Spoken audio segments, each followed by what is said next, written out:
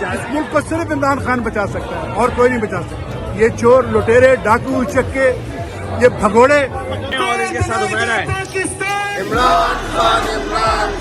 Overseas Pakistani کے بارے میں بڑی بکواس ہو رہی ہے آج کل کہ ان کے ڈالر کا ریٹ اور یہ وہ آپ کو نہیں پتا کہ لوگ کیوں جمع ہیں, آپ کو نہیں پتا کہ ہمارا ملک لٹ رہا ہے, آپ کو نہیں پتا کہ ہمارے ملک پہ ڈاکے پڑ رہے ہیں, آپ کو یہ نہیں پتا کہ چور دوبارہ آ گئے ہیں, آپ کو یہ نہیں پتا کہ نانی 420 جو ہے وہ آج دوبارہ پرائم منسٹر ہاؤس میں ٹرولنگ کر رہی تھی, آپ کو نہیں پتا, آپ بچے ہیں. نہیں میں آپ سے پوچھ رہا ہوں, میں بتا رہا ہوں آپ کو, میں آپ کو بتا رہا ہوں اس ملک کو صرف عمران خان بچا سکتا ہے اور کوئی نہیں بچا سکتا. یہ چور لٹیرے ڈاکو چکے, میں آپ کو ایک نظم سناتا ہوں. اچھا ٹھیک ہے, چھوٹی سی ہے. اس نے کہا کہ اوورسیز پاکستانی خوش ہیں کہ ڈالر کے پیسے بڑھ گئے ہیں, تو میں نے لکھا کہ ہم وارث پاکستان کے, ہم وارث پاکستان کے, ہم ساتھی ہیں کپتان کے, جو ہم سے آ ٹکرائے گا پاس پاس ہو جائے گا. بہت زبردست زبردست, بہت شکریہ آپ کا. بنائے گا پاکستان عمران خان عمران خان نعرہ تکبیر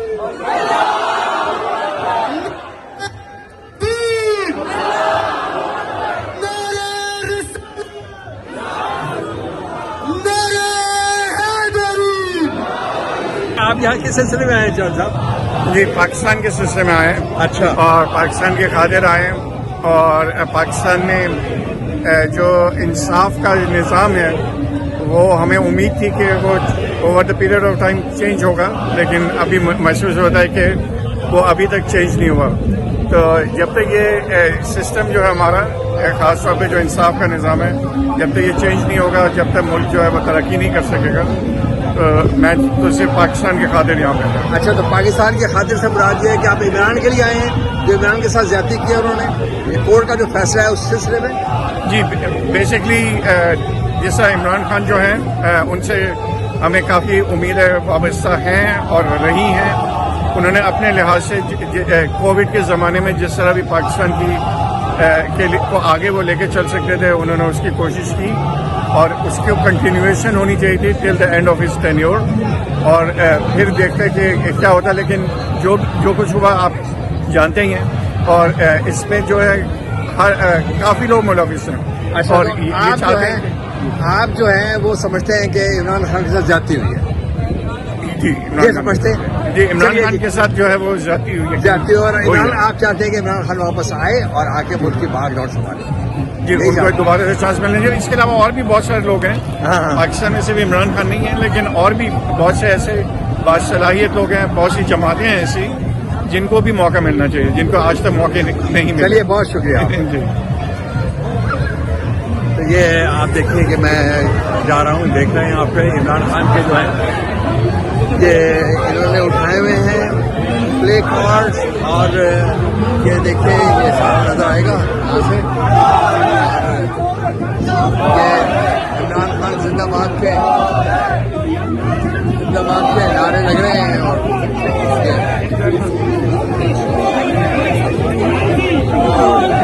دیکھیے میں اب ان کے درمیان آ رہا ہوں یہاں پر. وہ انصاف کرتا ہے نا, یہ ون لیڈر عمران خان ہے, اور ہیرو یہ آپ دیکھیں.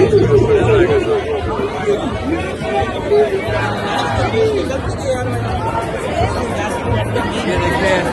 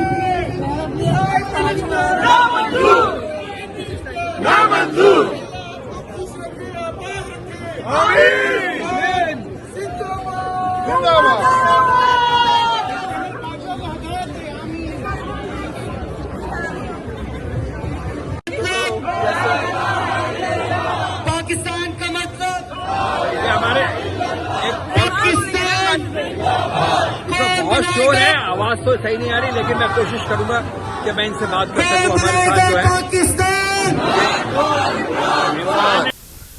औज़ुबिल्लाहि मिनश्शैतानिर्रजीम, बिस्मिल्लाहिर्रहमानिर्रहीम।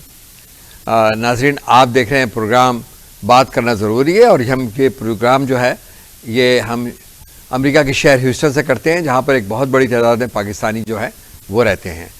और जहाँ जहाँ पाकिस्तानी रहते हैं, आपको पता है कि वो वहाँ से बैठकर पाकिस्तान की जो सियासी सूरत हाल है उसको बहुत गौर से देख रहे होते हैं। तो आजकल जो एक बहुत एक समझे कि बहरान पैदा हुआ है सियासत के अंदर, तो मैंने सोचा कि क्यों ना हम अपने साथ किसी ऐसे तजिया निगार को लें और उससे पूछें कि जो मसाइल हैं हमारे पाकिस्तान के सियासी निज़ाम के, और बहुत सारी जो चीज़ें हुई हैं इस वक्त। तो बस मैं आपसे यहाँ एक और छोटी सी दरख्वास्त भी करूँगा कि अगर आपने हमारे इस चैनल को सब्सक्राइब नहीं किया तो आप इस चैनल को सब्सक्राइब कीजिए, ताकि हमें मौका मिले कि हम जो है वो ज़्यादा से ज़्यादा जो है आपको वीडियोस बनाएं और डालें, और अपने जो ओवरसीज़ पाकिस्तानियों की जो आवाज़ है वो आप तक पहुँचाएँ। और ये बहुत इम्पॉर्टेंट है, आप लोग हमेशा इस बात को मानते हैं कि ओवरसीज़ पाकिस्तानी जो हैं वो पार्टिसिपेट करते हैं इकनॉमिकली भी पाकिस्तान की मईशत में। बहरहाल ये बात तो नहीं है, जो आज हम बात करना चाह रहे हैं वो तो यही है कि पाकिस्तान की सूरत हाल क्या है। तो मेरे साथ जो है एक हमारे साथ मसूद अब्दाली साहब मौजूद हैं। अब्दाली साहब जो हैं एक बहुत वसीउल नज़र है उनके सियासत के अंदर, और काफ़ी अरसे से वो जो है एक तालिब इल्म हैं सियासत के। तो चलिए उनसे मैं आपकी मुलाकात कराता हूँ और हम उनसे बहुत सारे सवाल करते हैं। वेलकम करता हूँ जनाब आपको अब्दाली साहब, मसूद अब्दाली साहब। तो आजकल ये जो सियासी बहरान है पाकिस्तान में, और बहुत सारी आपको पता है गहमा गहमी है, रात को खोल दी गई कोर्ट और जनाब फैसले सुना दिए गए, बहुत सारे इल्ज़ामात हैं। कुछ इल्ज़ामात जो हैं वो तो गवर्नमेंट पे थे, कुछ जुडिशरी पे हैं, फिर एक रोल है हमारे यहाँ इस्टेब्लिशमेंट का, फिर हमारे यहाँ ये भी है कि जो इमरान खान था उसकी पॉलिसीज़ पे लोगों की मतलब लोग फेवर भी कर रहे हैं, और उसकी पॉलिसीज़ पे जो है तनकीद भी की जा रही है।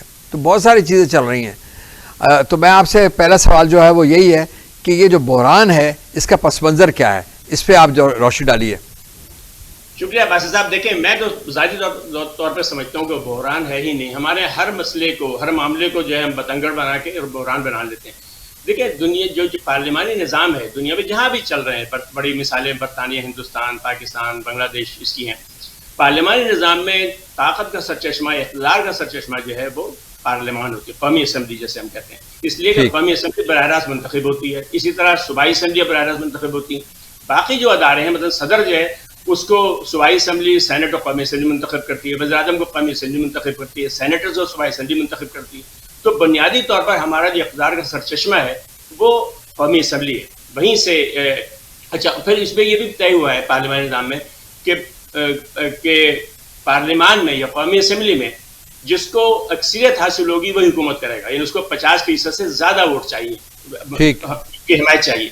जैसे पाकिस्तान की कौमी असम्बली जो है, इसमें टोटल जो अरकान है, कुल अरकान है वो 342 है।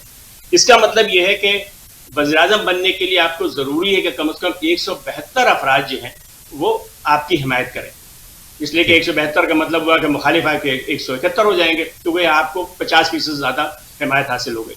अच्छा, फिर ये देखें तो अब इसमें जो हुकूमत को बदलने का तरीका, मतलब कैसे बदली जाए हुकूमत, यानी ज़ाहिर है में ये तो होना चाहिए, मुंतखब तो हो गई हुकूमत, अब हमें ये भी तो रास्ता अख्तियार करना चाहिए कि हुकूमत कभी तब्दील करनी हो, फर्ज करें तो कैसे तब्दील की जाएगी। तो देखिए, इसका दो तरीका है। पहला तरीका तो ये है कि आप स्पीकर बाद उसको अंदाजा होता है कि वज़ीर-ए-आज़म को हिमायत हासिल नहीं रही 172 अफराद की, तो वज़ीर-ए-आज़म कहता है, तो स्पीकर कहता है वज़ीर-ए-आज़म से कि आप जो है एतमाद का वोट लें। इसका मतलब वो खड़ा होगा और वो उसके हिमायत में 172 चाहिए। अगर 172 हाथ नहीं उठे इसकी हिमायत में तो वो माजूल हो जाएगा। دوسرا طریقہ یہ ہے کہ حزب اختلاف جو ہے وہ عدم اعتماد کا اظہار کرتی ہے. وہ کہتی ہے کہ ہمارا خیال یہ ہے کہ یہ وزیر اعظم اکثریت کھو چکے ہیں, لہٰذا ان کو معزول کیا جائے. اس صورت میں حزب اختلاف 172 آدمی دکھانے ہیں, یعنی اعتماد کے ووٹ میں وزیر اعظم کو دکھانے ہیں 172, اور حزب اختلاف کے جب عدم اعتماد کا اظہار کرے گی تو اس کو 172 آدمی دکھانے. تو یہ سادہ سا واقعہ ہوا تھا. اچھا یہ کوئی نئی بات نہیں ہے, یعنی اگر تھوڑی سی وقت آپ دیں تو یہ پہلا واقعہ 1782 میں انگلینڈ میں ہوا تھا جب عدم اعتماد کی تحریک آئی تھی. پھر اسی طرح ان کے یہاں 1979 میں 1979 میں آپ کو یاد ہوگا جیمز کیلاہن جو ہے وزیر اعظم, ان کے اوپر اعتماد کا اظہار ہوا. پھر بعد میں مارگریٹ تھیچر آ گئے. بھارت میں 3 بار ہو چکا ہے. 1990 میں بی پی سنگھ کے خلاف قرارداد منظور, عدم اعتماد منظور ہوئی. 1997 میں ڈیوڈ گاؤڈا کے خلاف, اور بہت مشہور 1999 میں اٹل بہاری واجپئی کے خلاف ہوئی. تو یہ یعنی عدم اعتماد کی تحریک منظور ہونا نہ توہین کی بات ہے نہ شرم کی بات ہے. اچھا مسئلہ یہ تھا یہاں پر کہ اگر آپ 2018 کے انتخابات دیکھیں تو جیسے میں نے عرض کیا کہ آپ کو حکومت بنانے کے لیے 172 ارکان کی حمایت چاہیے, اس کے بغیر حکومت نہیں بن سکتی. تحریک انصاف کو 155 نشستیں ملی تھی. انتخاب جاری کے ساتھ 155 نشستوں کے ساتھ عمران خان اکیلے حکومت نہیں بنا سکتے تھے, اس لیے کہ ان کو 17 ارکان اور چاہیے تھے.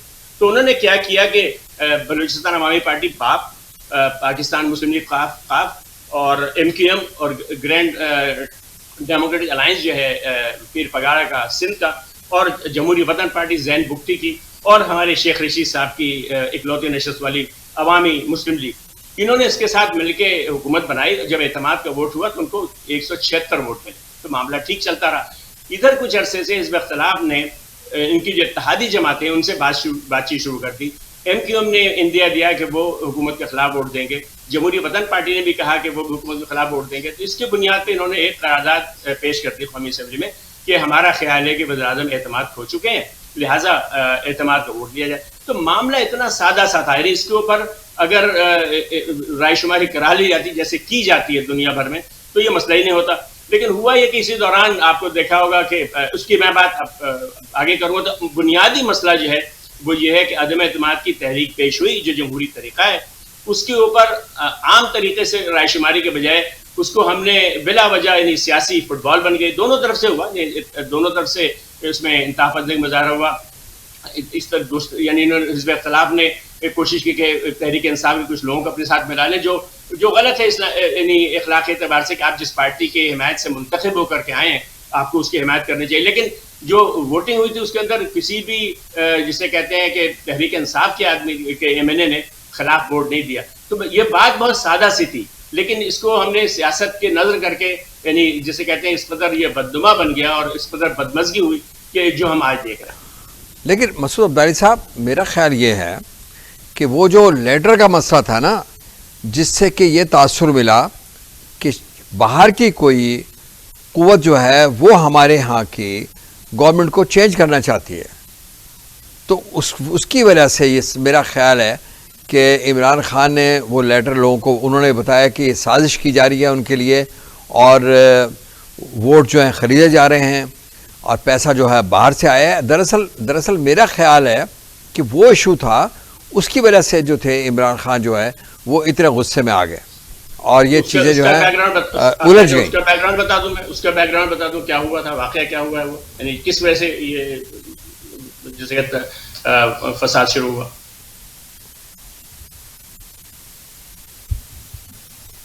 اس کا میں بیک گراؤنڈ بتاؤں آپ کو, مطلب جو میرے خیال میں بیک گراؤنڈ. اچھا دیکھیں ہوا یہ ہے, آپ کو پتا ہے کہ جو سفارت خانے ہوتے ہیں وہ عام طور سے یعنی ایک تو ان کا ہوتا ہے کہ جو میزبان ملک ہے اس کی وزارت خارجہ سے رابطہ رکھتے ہیں, وزارت دفاع سے رابطہ رکھتے ہیں اور معلوم کرتے ہیں کہ کوئی پاکستان اور امریکہ کی یہ بات چونکہ امریکہ کے سفیر کی بات ہو رہی ہے میں کہہ رہا ہوں, تو وہ معلوم کرتے ہیں کہ میزبان ملک سے کوئی ناچاقی تو نہیں ہے, کوئی خرابی تو نہیں ہے, کوئی ایسی غلط فہمی تو نہیں ہے جس کی وجہ سے ہمارے درمیان کوئی تعلقات میں خرابی. اس طریقے سے جو سفارتکار ہیں ان کا کام ہی ہے کہ اچھے تعلقات پیدا کریں. اچھا اس دوران یہ ہوا تھا کہ آپ کو پتہ ہے کہ پاکستان اور امریکہ کے درمیان جو کشیدگی ہے وہ افغانستان کے مسئلے پہ عرصے چل رہی ہے, اس لیے کہ امریکہ کی خواہش تھی کہ پاکستان طالبان کو مجبور کرے کہ وہ مذاکرات کریں براہ راست اشرف غنی حکومت سے, تاکہ ان دونوں کے درمیان مصالحت ہو جائے. تو پھر امریکی فوج یہ کہہ کہ وہاں سے ہٹ سکتی کہ بھائی ہم تو अंदरूनी कशमकश को ख़त्म करने गए थे, अब उन्होंने आपस में मिल बैठ के बात फैसला कर लिया है, तो हम वहाँ से वापस आए तो उससे शिकस्त का तासुर नहीं होता। लेकिन मुल्लाओं ने और तालिबान ने उसको नहीं माना, उन्होंने कहा नहीं हम तो बात ही नहीं करेंगे। तो एक ये नहीं, एक तरीके से सुबकी तो महसूस हो रही थी अमेरिका को, और अमेरिका के ख्याल थे कि पाकिस्तान दबाव डाल सकता है तालिबान पर, लेकिन पाकिस्तान ने दबाव नहीं, ये अमेरिका का ख्याल है। जबकि पाकिस्तानी फौजी पाकिस्तान ये गवर्नमेंट ये कहती है और हमारी ISI भी कहती है हमारा ऐसा अख्तियार, ऐसा असर रसूख नहीं, बोली बात मान लें। अच्छा, उसके बाद फिर ये हुआ कि इस पर थोड़ी सी जो चपकलिश तो थी।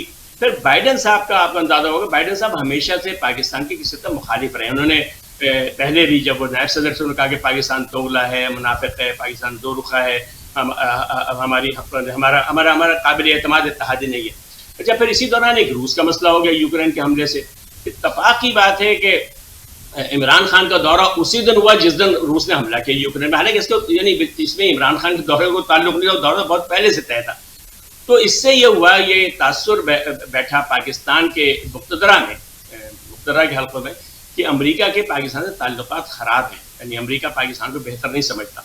तो उन्होंने निजी तौर पर अमेरिका में जो पाकिस्तान के सफ़ीर थे उस वक्त असद साहब, जो अब चले गए ब्रसेल्स चले गए नेटो के उसमें यूरोपीय यूनियन के हेडक्वार्टर में, उनको कहा गया कि आप जरा मालूम करें। अच्छा, असद साहब जो है बड़े माहिर सफारतकार हैं, बड़े उनके ताल्लुकात हैं, उन्होंने बहुत सारे जो मुख्तलिफ प्राइवेट अदारे हैं, रिसर्च के अदारे हैं, जिसको हम थिंक टैंक कहते हैं, उनसे उन्होंने रब्ता किया, बातचीत की, और उन्होंने उसके ऊपर उन मुलाकातों के बुनियाद पर एक मेमो जो है, एक मेमोरेंडम याददाश्त जो है वो भेजी कि मुख्तलिफ लोग क्या सोच रहे हैं पाकिस्तान के बारे में। और नीचे गालिबन उन्होंने अपना तबसरा भी किया कि ख्याल ये है कि अमेरिका जो है वो इमरान खान की हुकूमत को पसंद नहीं करता।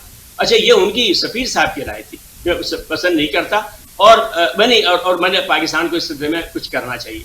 अच्छा, ये नहीं, इसका हर ये मतलब नहीं कि पाकिस्तान हुकूमत तब्दील करनी चाहिए, इसका मतलब कि पाकिस्तान को ताल्लुकात, यानी शाह महमूद कुरैशी साहब को चाहिए कि अब राब्ता बढ़ाएं और गलतफहमी को दूर करें।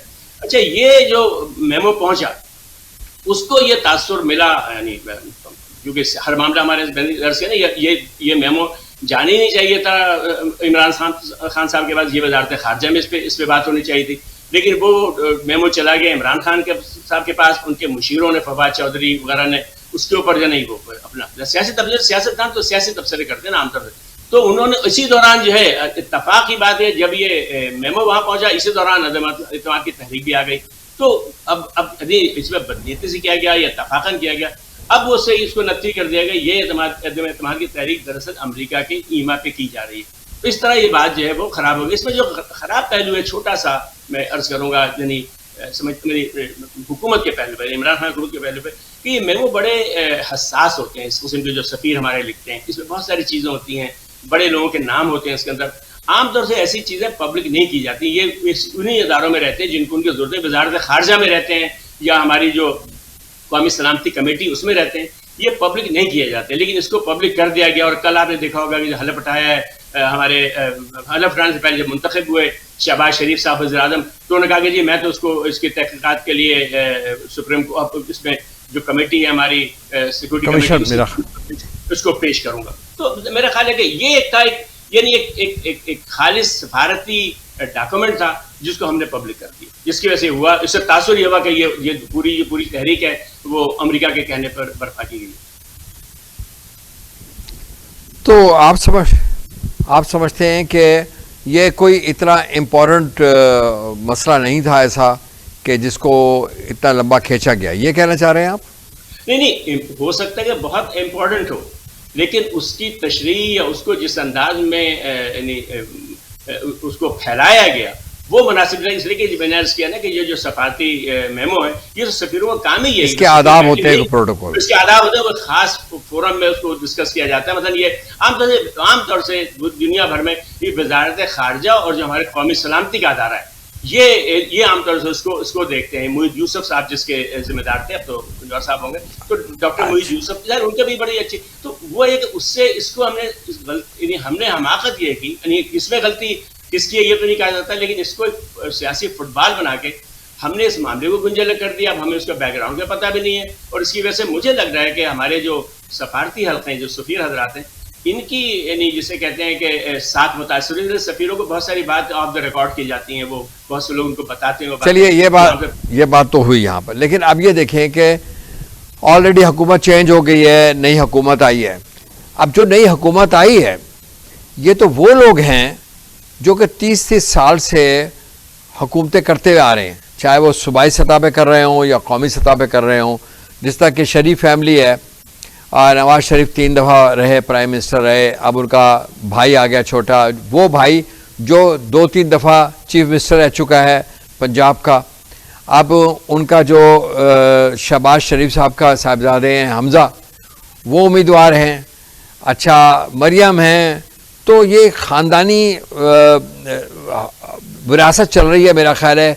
दूसरी तरफ जाएं आप तो वहाँ आप देखेंगे भुट्टो फैमिली, वो बिलावल आ रहा है, आसफा आ रही हैं। तो बहुत सारे ये सारी चीज़ें जो हैं, अच्छा फिर ये सारे आजमाए हुए लोग हैं, ये मेरा ख्याल है चले हुए कारतूस हैं जिसको आप दोबारा जो है वो मेरा ख्याल है कि हम कोशिश कर रहे हैं किसी तरह ये हमारा कुछ काम कर सके। मेरा ख्याल है कि लोग जो है ना उनमें मायूसी बहुत है, वो ये समझते हैं कि ये लोग जो हैं हमारे पहले भी कुछ नहीं कर सके, अब भी कुछ नहीं करेंगे, और इन पर करप्शन के बेशुमार इल्ज़ाम हैं।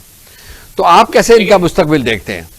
बस अब देखें, बात ये कि जो आप और हम कह रहे हैं हमारी ख्वाहिश आरज़ू तमन्ना है, मसला है कि जब हमारे हाथ में बैलेट आता है तो हम उस वक्त क्यों उन लोगों को वोट देते। इसमें बड़ी अच्छी बात बाजवा साहब ने की थी, जनरल बाजवा ने।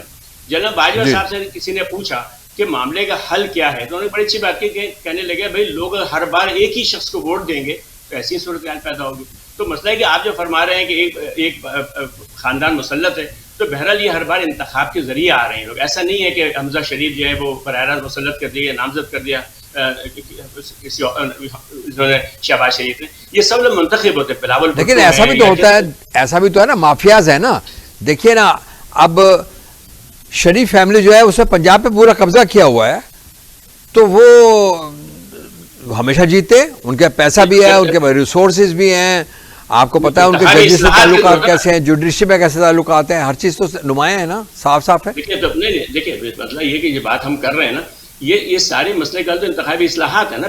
ऐसी इस्लाहात आनी चाहिए जिसमें टर्म लगाई जाए कि आप 3 टर्म से ज़्यादा नहीं मुंतखब हो सकते।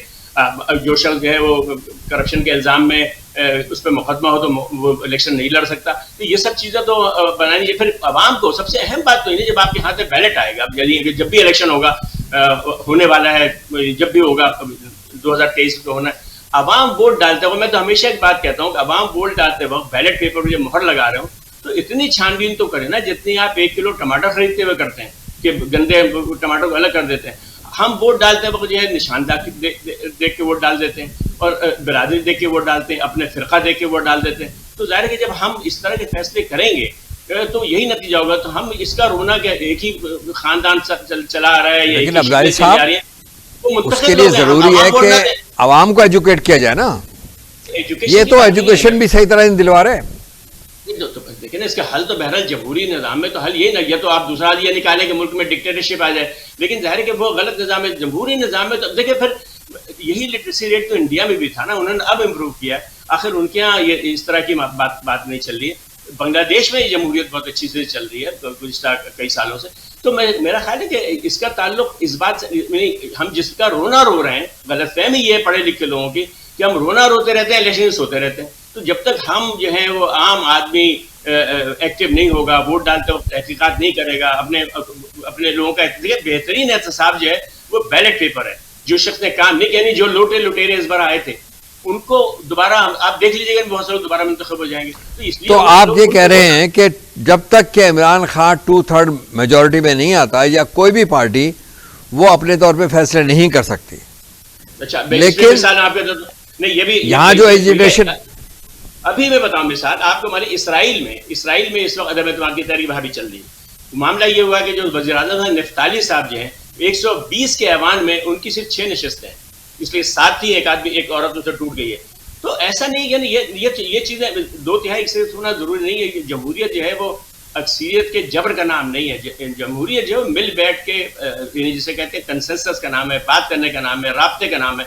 तो मेरा ख्याल है कि हमारे सियासतदानों को साथ यानी बात करना जरूरी है। आप फरमाते हैं यही सियासत में कामयाबी का गुर है कि हमारे सियासतदानों को आपस में बात। अब देखें, कल जरदारी साहब ने कहा मैं सबसे बात करूंगा, इमरान से नहीं करूंगा। तो ये इंतहाई गैर सियासी बात है। आप क्यों नहीं बात करेंगे? इसे इमरान खान कहते हैं मैं सबसे बात करूंगा, چور شہباز سے بات نہیں کروں گا. بھائی چور شہباز منتخب نمائندہ ہے تو وزیر اعظم جیسے صاحب کو بات کرنی پڑے گی قائد اعظم اختیار سے. تو میرا خیال ہے جب تک بات کرنے کی عادت نہیں ہوگی, سیاستدان وسیع النظر نہیں ہوں گے, برداشت نہیں ہوگی, اس وقت یہ معاملات اسی طرح برقرار رہیں.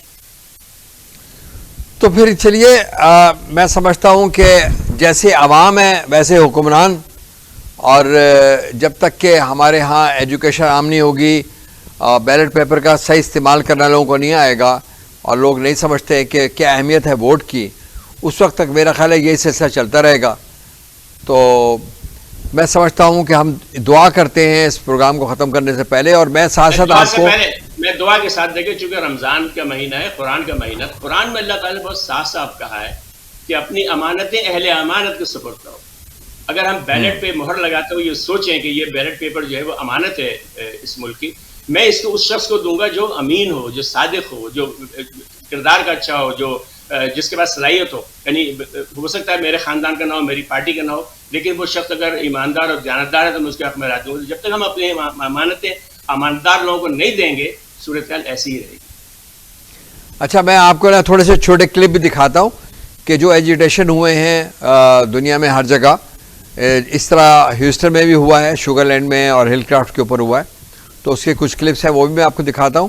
اور اس کے ساتھ ساتھ پھر ہم میرا خیال ہے کہ میں آپ سے بھی اجازت لوں گا اور اپنے ناظرین سے بھی, اس دعا کے ساتھ کہ اللہ تعالیٰ جو ہے ہمارے پاکستان کو پائندہ رکھے اور یہ جو مسائل ہیں یہ جلد سے جلد ختم ہوں. تو جناب آپ کا بہت بہت شکریہ. پھر انشاءاللہ ہم کوئی نئی ویڈیو کے ساتھ دوبارہ حاضر ہوں گے. ہمارے اس چینل کو سبسکرائب کرنا نہ بھولیے گا. اللہ نگہبان. خدا حافظ.